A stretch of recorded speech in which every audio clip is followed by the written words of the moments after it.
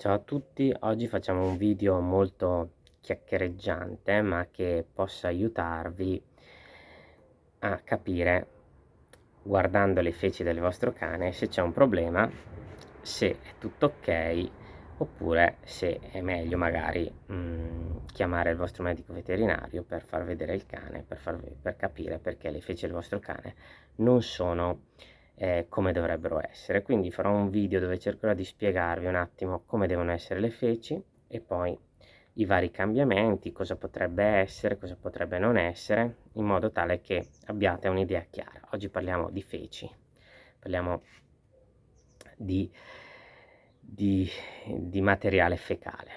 Allora, partiamo subito. Le feci come dovrebbero essere in un cane e in un gatto? Prima di tutto dovrebbero essere a sigaro, un bel cilindro. La consistenza dovrebbe essere né troppo dura, né dovrebbe essere chiaramente tanto molle da non riuscire a formare il cilindro.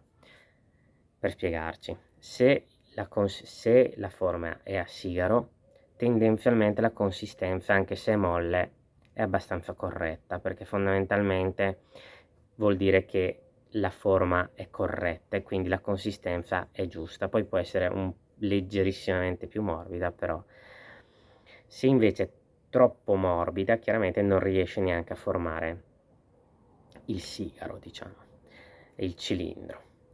Quindi non vanno bene quelle feci che sono a chiazza, quindi non formate, quelle non vanno bene, vuol dire che c'è un problema e quindi bisogna andare dal medico veterinario.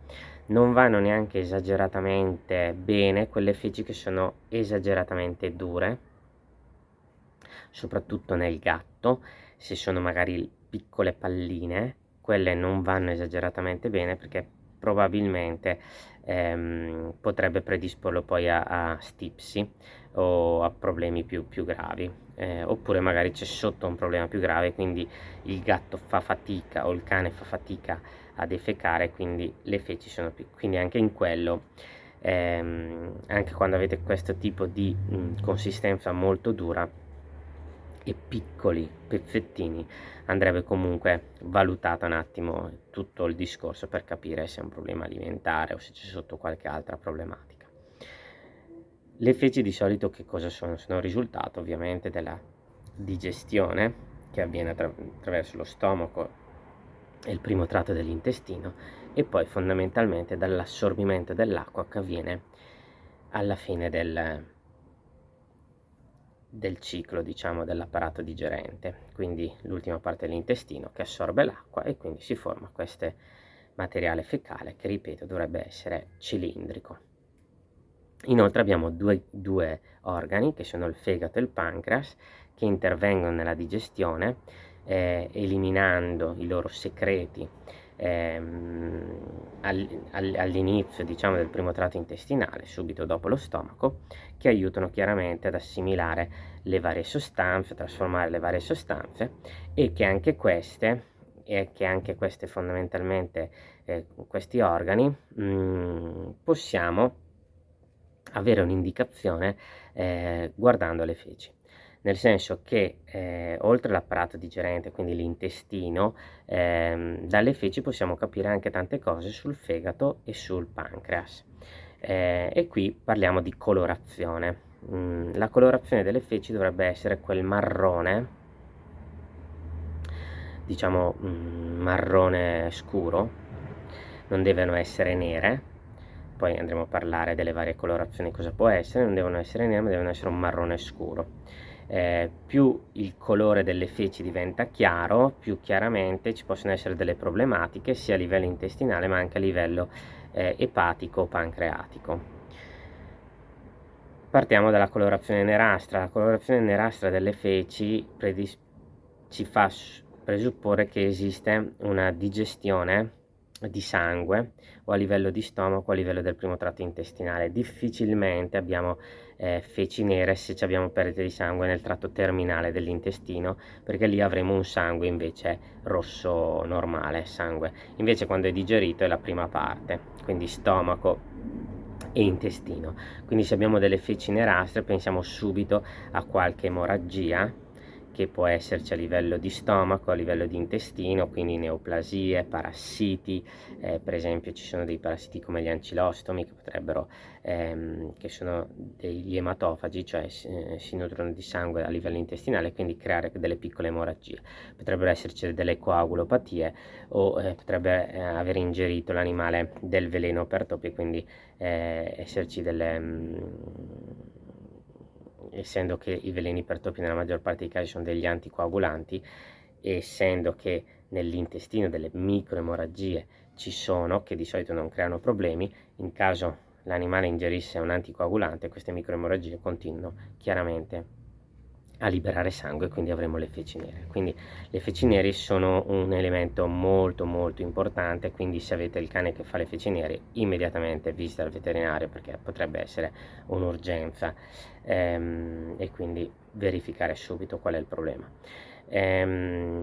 Abbiamo detto normali, marrone scure, marrone chiaro.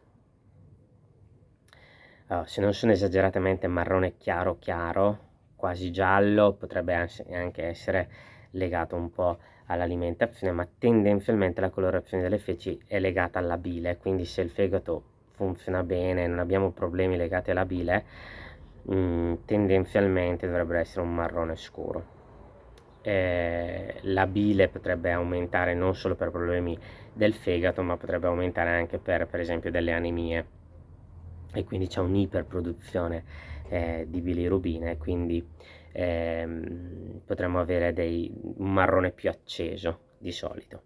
Quando invece abbiamo una diminuzione della bilirubina, per esempio una poca produzione di bilirubina, perché magari c'è un'occlusione a livello di canale che collega fegato all'intestino, le feci chiaramente non avranno questa colorazione marrone, ma potrebbe avere una colorazione addirittura biancastra, addirittura gessosa. Lì è una grave occlusione, vuol dire che la bile non riesce a passare, quindi quando vedete le feci che sono tendenzialmente bianche e gessose, molto probabilmente il vostro cane ha un problema a livello di fegato, a livello di coledoco, e quindi visitato immediatamente per capire qual è il problema. Il pancreas fondamentalmente interviene fondamentalmente nella digestione, producendo degli enzimi, gli enzimi pancreatici, e quando il pancreas esocrino, non endocrino, che è quello che diciamo che si occupa più del discorso dell'insulina, glucagone, parliamo del pancreas esocrino. Un giorno farò un video per spiegarvi pancreas esocrino, pancreas endocrino. E il pancreas esocrino produce invece gli enzimi pancreatici che servono poi per la digestione, no? Molto spesso dei grassi anche, e delle proteine, produce gli enzimi che servono poi per la digestione a livello intestinale. E se c'è una carenza, quindi se abbiamo un'insufficienza del pancreas esocrino, tendenzialmente avremo delle feci che sono prima di tutto non formate, giallastre, che sono diciamo sia legate al fatto che il pancreas non produce gli enzimi, sia al fatto che l'intestino poi ne soffre, perché c'è una colonizzazione, c'è una sovracrescita batterica intestinale quando il pancreas esocrino non funziona, e quindi fondamentalmente avremo queste feci non formate, praticamente non dico quasi acqua, giallastre. Questa cosa potrebbe però verificarsi anche in corso di gravi infezioni, per esempio nella parvovirosi potremmo avere una diarrea giallastra, liquida, molto spesso anche un po' emorragica, quindi per farvi capire che non è che dalle feci capiamo sicuramente questo, sicuramente quello, c'è tutto un discorso di anamnesi, visita clinica, esami di laboratorio. Mi raccomando, questo video serve un po' per darvi delle indicazioni sul fatto che quando portate il vostro cane o pulite la lettiera del vostro gatto, vedete magari le feci, e magari questo video vi può aiutare nel portare il vostro gatto o il vostro cane dal medico veterinario per vedere perché queste feci non sono belle, e non aspettare magari settimane inutilmente.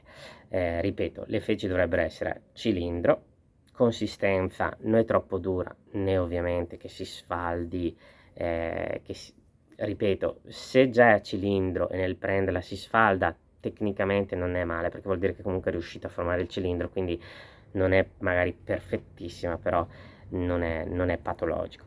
Mentre invece quando si forma proprio che non si forma proprio il cilindro, lì la consistenza non va bene. E poi la colorazione deve essere un marrone scuro, non nero, mi raccomando, e più ci avviciniamo al marroncino chiarino, al giallo o addirittura al bianco, più non va bene. Se avete, a volte è molto importante, quando prendete in mano le feci, se si apre, a volte intorno sono marroni ma dentro sono completamente gialle. Anche lì è da segnalare chiaramente al vostro medico veterinario, perché potrebbe essere un problema da andare a indagare, perché magari riesce a passare un pochino di bile, ma c'è un'occlusione del coledoco e quindi riesce comunque esternamente a dare una colorazione quasi normale, però poi aprendola è totalmente gialla, quindi è molto importante. Ehm, Ripeto, non è che dalle feci riesci sicuramente a capire che cos'ha il vostro cane, però dalle feci riesci un po' molto spesso a capire qual è la zona colpita. Chiaramente poi insieme all'anamnesi, alla visita clinica e agli esami di laboratorio si arriva alla diagnosi completa. Spero che questo video vi sia piaciuto, so che è un argomento a volte tabù parlare di feci, però credo che sia anche importante avere le indicazioni di come devono essere le feci del nostro cane e del nostro gatto. Ripeto, nel gatto soprattutto state attenti alle feci molto molto dure, perché poi possono predisporre il vostro gatto al megacolon, che è un problema poi importante del vostro gatto. Un saluto a tutti e alla prossima.